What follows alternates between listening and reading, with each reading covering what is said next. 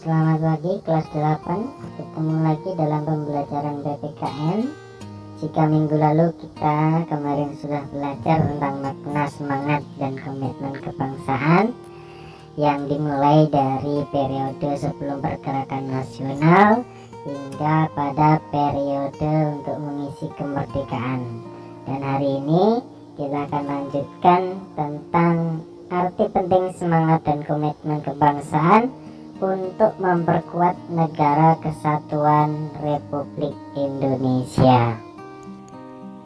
Baiklah, kita tahu bahwa kemerdekaan yang kita nikmati hari ini adalah hasil dari semangat dan komitmen para tokoh pendiri bangsa yang sudah berjuang untuk merebut kemerdekaannya dan sehingga membentuklah negara kesatuan Republik Indonesia beserta atribut-atributnya yang antara lain ada Pancasila sebagai dasar negara, kemudian ada Indonesia Raya sebagai lagu kebangsaan, bendera merah putih sebagai bendera negara, dan Garuda Pancasila adalah lambang negara. Pancasila sebagai dasar negara sudah dicantumkan di dalam pembukaan Undang-Undang Dasar Negara Republik Indonesia tahun 1945 dan juga sudah ditegaskan di dalam ketetapan MPR nomor 18/MPR/1998.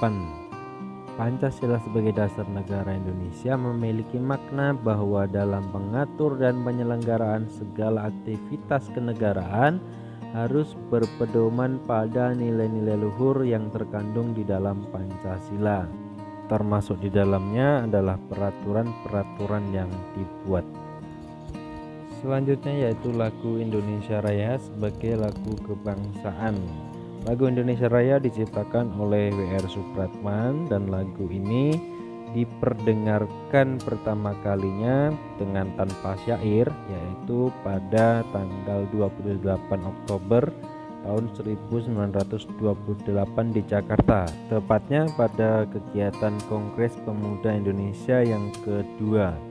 Dan Indonesia Raya ini ditetapkan sebagai lagu kebangsaan Republik Indonesia ketika Indonesia sudah merdeka, yaitu di dalam Undang-Undang Dasar Negara Republik Indonesia tahun 1945 pasal 36B dan Undang-Undang nomor 24 tahun 2009. Disebutkan bahwa lagu kebangsaan wajib diperdengarkan dan atau dinyanyikan pada kegiatan-kegiatan tertentu yang antara lain yaitu untuk menghormati presiden ataupun wakil presiden. Yang kedua untuk menghormati bendera negara pada waktu pengibaran atau penurunan bendera negara yang diadakan dalam upacara. Selanjutnya dalam acara resmi yang diselenggarakan oleh pemerintah.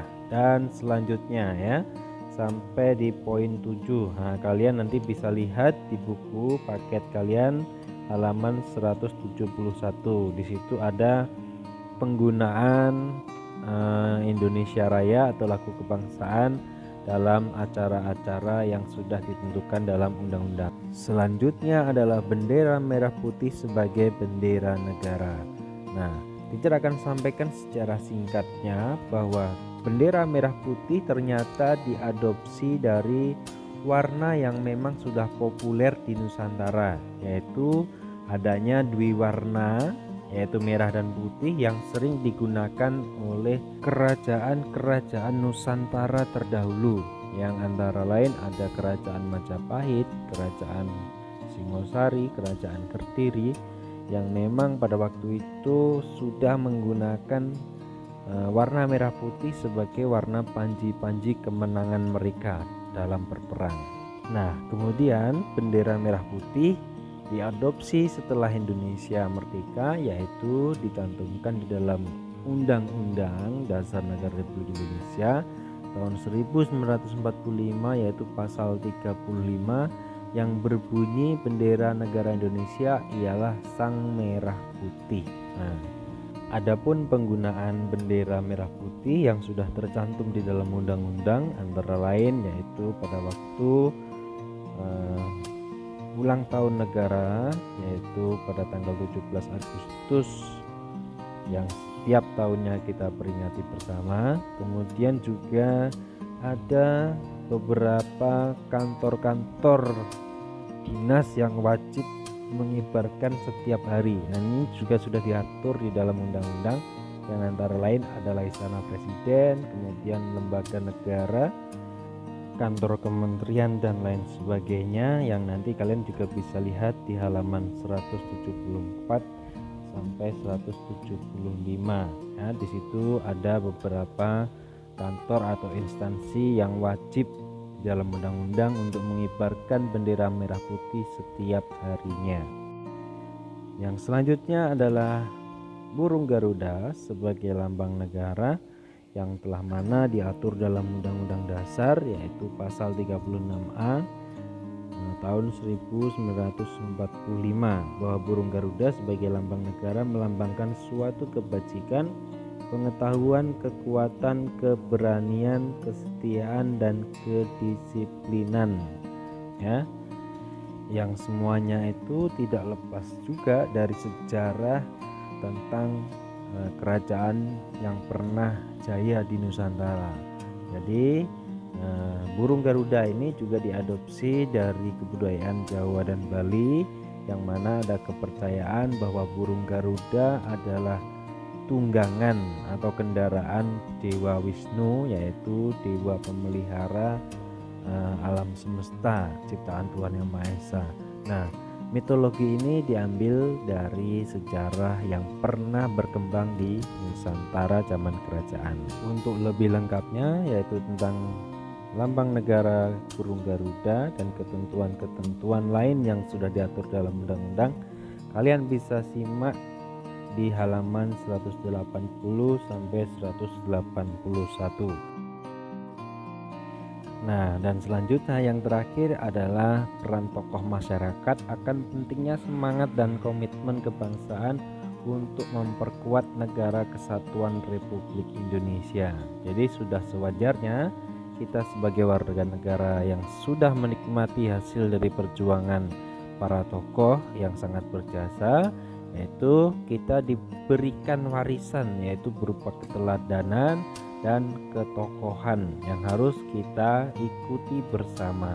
Nah, apa saja itu yang harus kita teladani sikap para tokoh yang sudah diwariskan kepada kita dalam semangat dan komitmen kebangsaan untuk memperkuat negara kesatuan Republik Indonesia tercinta kita, yaitu yang pertama rasa cinta terhadap tanah air, yang kedua membina persatuan dan kesatuan, dan selanjutnya harus mempunyai rasa rela berkorban demi keutuhan bangsa dan negara kita, dan selanjutnya kita juga harus punya pengetahuan budaya dalam mempertahankan negara kesatuan Republik Indonesia. Yang terakhir, sebagai aplikasinya kita harus mempunyai sikap dan perilaku dalam menjaga kesatuan negara Republik Indonesia. Baiklah anak-anak sekalian, berikut tadi adalah materi hari ini dalam pembelajaran PKN kelas 8, dan semoga kalian bisa memahami apa yang teacher sampaikan, dan kalian juga bisa membuka pengetahuan kalian dengan membaca buku yang kalian pegang masing-masing. Dan terima kasih, selamat pagi dan salam untuk kita semua.